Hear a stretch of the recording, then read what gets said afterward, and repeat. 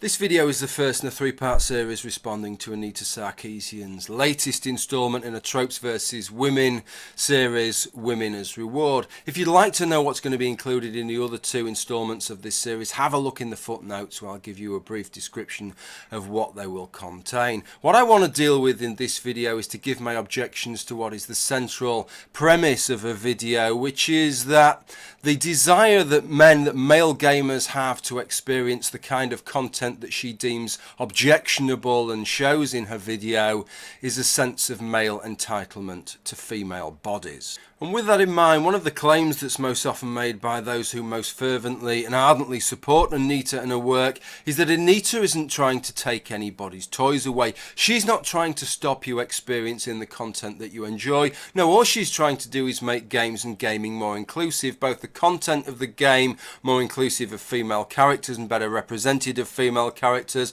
and also the whole world of gaming more inclusive towards female gamers. With that in mind, I want to play you a clip of Anita where she's talking about Easter eggs within games. Easter eggs are intentionally hidden secrets or jokes which developers conceal inside of their games. Like the eggs at a children's Easter egg hunt, these secrets are usually difficult to find, but are meant to be discovered as rewards for particularly industrious gamers. For example, if players input a specific button sequence while starting up the 1991 role-playing game Rings of Power, the title screen would change. By pressing down, right, A, B, C, and the start button, players were rewarded with an image of a topless woman next to the Naughty Dog logo. Easter eggs are, of course, not inherently problematic, and gaming history is filled with examples of neat secrets that designers have hidden away for players to discover. But too frequently, Easter eggs are used as another way to reward players with women's bodies.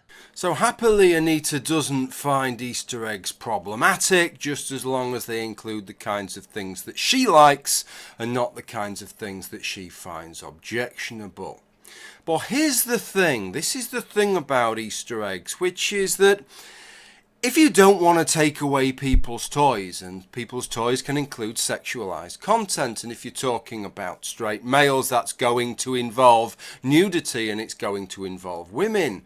If you don't want to take away people's contents, but you want to make games more appropriate for a wider audience, then you've got a bit of a problem there. Because if I like titillation and perhaps tit, and you don't like titillation and tit, then how do you combine those two things? Those two interests are in conflict. How do you make a game that caters for me and yet doesn't dissuade you from playing that game? And it seems to me that Easter eggs are the perfect solution there. If the only way that you can access that content is through some hideously contrived series of joypad presses, or it's through putting a particular name in a high score table, or on a PC maybe entering the developer's console mode and entering a particular sequence in the console, these kinds of things that you can only find out if you scour the net to find them, and that you can only experience this content if you determinedly decide that you wish to see it,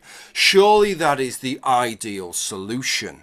Yet for Anita, apparently not. For Anita, apparently it's still a problem. The idea that this is about the kind of content that she experiences, or people minded like her experience, or women gamers are forced to experience, is a sham. Like some kind of outraged moral conservative, the fact that they're not forced themselves to have gay sex, or to be involved in a gay marriage, or to have an abortion is not the issue. What they are interested in is the fact that you have those opportunities to do those things, and that is the thing that they object to, and it is exactly the same thing here with Anita. And I think this puts to bed this wholly disingenuous claim that this is not about taking away content through pressure on games developers by claiming that this kind of content is morally or culturally objectionable and unacceptable, taking away content that many of us actually enjoy. No, even when this content is kept hidden in the form of an Easter egg so that it is only experienced by those of us that wish to experience it, that still isn't good enough. It's still objectionable even in this form. So why is that? Why would Anita feel so strongly about that? Well, this brings us on to the main body of my response and the main thesis of Anita's video. What Anita is claiming is that the desire to see this material and experience it as a reward. And this material that I'm going to refer to from now on as naked ladies, but it does involve naked ladies, but it involves a lot more, from a peck on the cheek from a rescued princess through to sexualized clothing and skimpy armor. It covers the whole thing. The desire to see such material is caused by the same sense of male entitlement to female bodies as otherwise can lead to things such as rape and sexual assault out there in the real world. So if what Anita says is true, you can understand why she would be concerned about it. Let's hear what Anita has to say in her own words. Since entitlement, or more specifically male entitlement, is the crux of much of what we've been discussing in this video, let's take a moment to define what male entitlement actually means. First, the word entitlement refers to the conviction that someone deserves something, that they are owed it, that they have a right to it. By extension, male entitlement is the conviction that men are owed something by virtue of their gender. It's the belief structure that tells men they deserve to have their whims catered to, both culturally and interpersonally. One of the most harmful aspects of male entitlement is the false belief that men have a right to survey and use women's bodies. It seems to be a common and recurring thread with Anita and many of her peers, which is that as soon as sex or sexuality or sexualization is involved, seemingly everything has to be treated in a much more complicated way than anything else, and for some unexplained reason a whole different set of rules seem to apply. If I enjoy watching cookery programs or programs about gourmet food, we can explain that I'm just interested in food, that I like watching about nice food. If I like watching wildlife programs, it's because I'm interested in wildlife and then I enjoy watching exotic animals. If I like watching programs like Top Gear, there's nothing complicated to explain, it's just that I enjoy looking at performance sports cars. But seemingly, if I enjoy viewing naked women's bodies, then we have to configure this hugely much more complicated explanation. Surely if A goes to A dash, B goes to B dash, C goes to C dash, and D goes to D dash, surely the simplest explanation, the first port of call at least, ought to be that we would expect E to go to E dash, not that E's going to go to F raised to the power G multiplied by the second order differential of dy by dx, but it seems that that is the first port of call that Anita wants to go to. You know, I have to ask the question, why is it deemed mandatory that we must expect a sense of male entitlement to female bodies just on the basis that I enjoy looking at sexualized clothing within video games, when Anita Sarkeesian can enjoy looking at non-sexualized clothing within video games, seemingly not requiring a sense of fashion entitlement on her part? That I could have a game of Gran Turismo and build for myself a virtual garage of digital sports cars, and nobody would make the accusation that this is evidence that I have some sense of entitlement to high performance cars. Truly, anybody who made such arguments, I think, would treat as if they'd taken leave of their senses. It seems quite obvious to us, doesn't it? All that it needs is just to have an enjoyment of sports cars or an enjoyment of fashion. There's no need to reference some odious and objectionable sense of entitlement as underpinning these things. But what Anita goes on to do is to try and evidence her argument in a slightly cynical way by linking to examples in the real world of things that we would find objectionable, where a sense of entitlement can and often does play a part. The male entitlement mindset has a profound impact on how men relate to and interact with women. We see it manifest whenever a man orders a woman to show him her tits, or makes demands during an online game that a woman send him nude or sexual photos. We see it in real-world spaces whenever men catcall women on the street. We see it whenever a man gropes a woman at an event or convention. We see it whenever a man expects sex in return for buying a woman dinner. At its most serious, male entitlement is a mentality that serves as the foundation for the epidemics of date rape and sexual assault in our society. You know, I said cynical prior to showing you that clip, and that is because Anita is trying to sell us this idea that we can learn something about the kind of gamer that the motivations of the gamer who enjoys this kind of content by exploring the motivations of the kind of person who commits rapes and sexual assaults in the real world. You know, if we go back to the example of sports cars, the analogy of sports cars, there are some people who steal high performance cars who say something along the lines, well, that rich person's got 10 sports cars and I haven't got any. I'm just as good as they are. Why should they have 10 sports cars and I don't have any? I'm entitled to a sports car, so I just went and took one. But would we seriously say on the back of that that tells us anything about the motivations of the person who plays a game like Gran Turismo and tries to make this massive digital garage of performance sports cars? Perhaps we as a society should start to feel worried that the Gran Turismo veteran may start to develop some naive sense of entitlement to a free car just because they've managed to shave 30 seconds off their best time to work in the morning. A resounding no. Just the sheer fact that the sports car thief betrays a sense of entitlement in no way implies that the Gran Turismo player trying to expand their garage is driven by the same sense of entitlement to other people's sports cars. And in exactly the same way, just the fact that rapists and gropers on trains may be driven by a sense of entitlement in no way tells us anything that in any way the same factors underpin the behaviour that makes people want to view sexualised content on video games. So what exactly is going on here then? Well, my suggestion, my proposal is the exact opposite of Anita's. I don't just think she's wide of the mark. I think she's 180 degrees out. She's got it entirely arse about face. That it isn't a sense of entitlement that is at play here. It is an understanding, whether we're talking about the kinds of rewards that Anita likes, or whether we're talking about sports cars, or whether we're talking about nudity and an enjoyment of sexual content. It is the understanding that you do not have these entitlements that makes these rewards and makes them things that you would look for within a game. After all, a virtual garage filled with digital facsimiles of sports cars is a really, really crappy substitute to having sports cars yourself.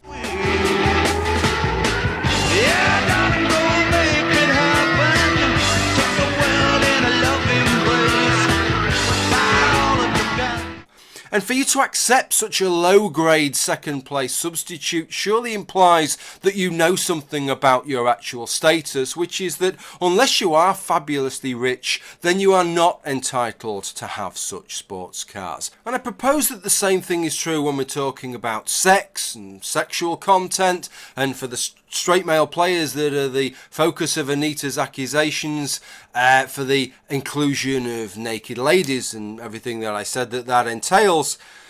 You can take your copy of Skyrim, right, and you can mod it to high heaven, and you can get a mod that will give you a virtual bathhouse that is populated with digital facsimiles of naked ladies. But I don't think in any way that suggests that you think that you are entitled to such things unless you're Richard Gere or perhaps Richard Carrier in real life. In fact, it's exactly the opposite, in just the same way as we talked about with the cars. You know, I've got to admit to you that I've never owned a bathhouse filled with naked ladies in real life, but I feel pretty certain that a virtual bathhouse filled with digital copies of women is a very, very poor substitute for the real thing.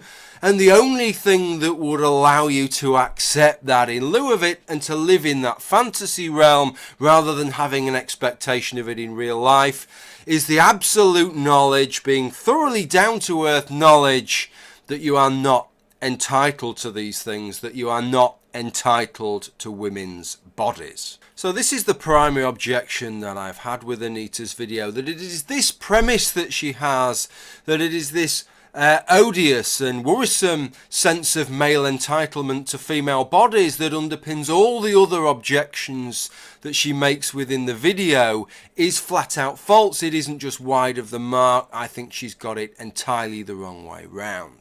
And one of the objections that I would expect to receive in return for what I've laid out here is that I've talked about various different things. I've talked about food and clothing and sports cars. I've talked about clothing and outfits as a reward in video games. I've talked about receiving sports cars and other material goods as reward in video games. And we've discussed naked ladies as a reward in video games. So does this mean then that women are being objectified, that female characters within video games and their bodies are objectified? Absolutely and unapologetically, yes, it does. But so what? That is the food stuff of video games. That is what video games are about. When you receive an elite troop as a reward in a video game, you don't give a fuck about that elite troop as a person. All you are concerned about is its stats. What is that troop's strength? What is its endurance? What is its agility? What is its firing accuracy? If it's a sports sim, you're interested in its skills with regard to that sports simulation.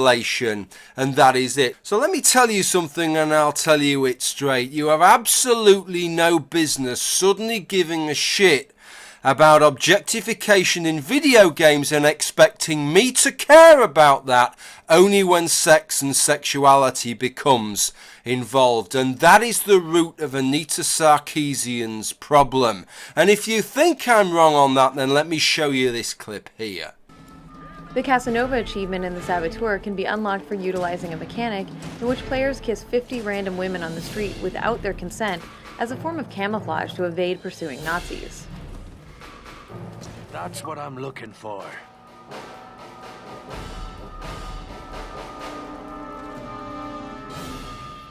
These achievements are directly rewarding players for in-game behavior that amounts to sexual harassment.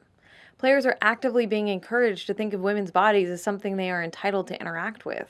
You know, when I saw this, I had to pinch myself. I found it so objectionable, so abhorrent. Not the clip that Anita showed, but a reaction to it, and the thought of what must have gone on. To get to that achievement that involved forcefully kissing 50 people, how many similar achievements must she have stepped over that involved shooting people through the face or disemboweling people? Achievements such as the one in Grand Theft Auto 5 in which Trevor has 3 minutes to murder 35 soldiers.